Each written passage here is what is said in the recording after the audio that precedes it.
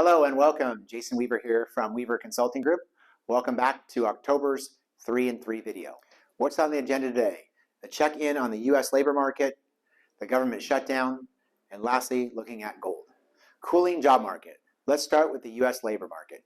Over the past year, job growth has moderated from the post-pandemic surge. Employers are still adding jobs, though at a slower pace, and the conditions appear to be normalizing. The unemployment rate remains low by historical standards, which points to ongoing demand for workers even as the environment cools. And you can see the unemployment rate at 4.3%, the August job growth somewhat on the lower side, the 1 to 2 expected cuts coming forward. So here you can see the latest reading. The unemployment rate ticked up slightly this fall to around the mid 4%.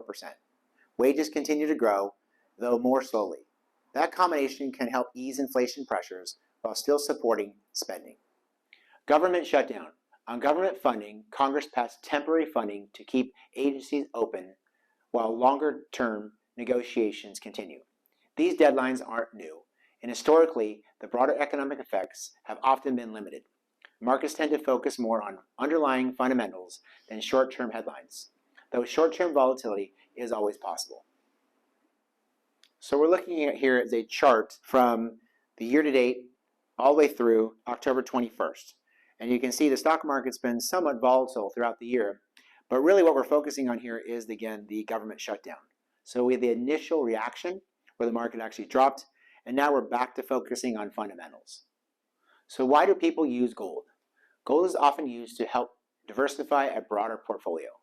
Over longer periods, it may help preserve purchasing power, and some investors also use it to hedge select risks, including inflation shocks. It's typically liquid and doesn't rely on an insurer's promise to pay. There are trade-offs though.